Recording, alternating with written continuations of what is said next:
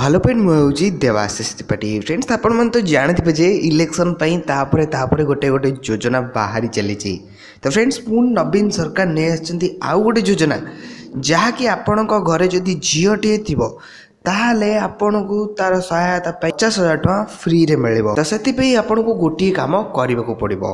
तो फ्रेंड्स क्या कौन पैसा मिलिबो कौन कले पैसा मिलिबो मु आज वीडियो रे पूरा डिटेल्स रे आपण बुझेइदेबी से भिडटी को जमा भी अधारू स्किप करेंगे टोटाल फास्ट रू लास्ट चेन देखिए।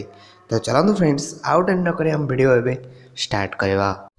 वीडियो पसंद लगिले वीडियो को लाइक करंतु आउ सब्सक्राइब बटन को प्रेस कर सारापर पाखरे बेल आइकन को निहाती भाव प्रेस करंतु जहाँफल कि मुझे जेकोसी वीडियो अपलोड करी आपण पाइबे सर्वप्रथम। ये जो योजनाटी बाहर नवीन सरकार जो बाहर कर से योजना नामटी हूँ निर्माण श्रमिक कल्याण योजना जहाँकि आपणकर झीर बाहाघर आपन को 50,000 टकर सहायता मिल पार।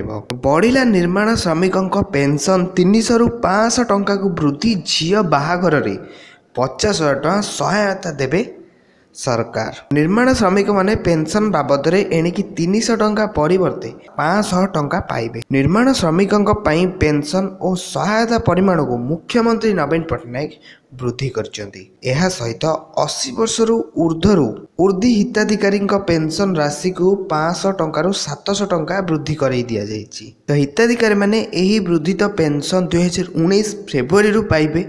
सरकार निष्पत्ति अनुसार निर्माण श्रमिक कल्याण योजना रे श्रमिक मानक पई विवाह एवं मृत्यु सहायता मध्य वृद्धि करा जायछि।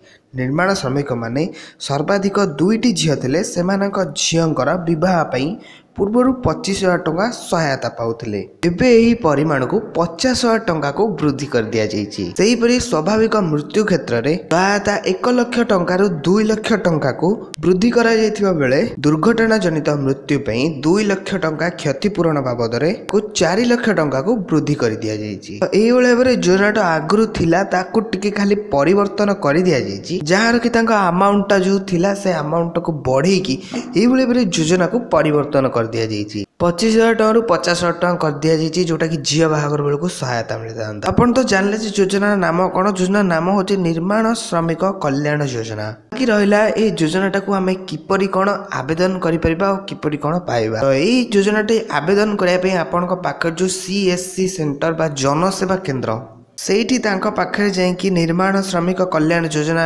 विषय तांको कहिला परे सेठी से आपन को से फॉर्म देबे सेठी आपन अप्लाई करि परिबे। वीडियो गोटे लाइक करंतु ता सहित आपन को जदि भल लागला तले आपन को सब सांग मन पाखु शेयर करंतु। आशा करछि आपन पय वीडियोटी बहुत हेल्पफुल रहबो। पुणी देखा नेक्स्ट वीडियो रे।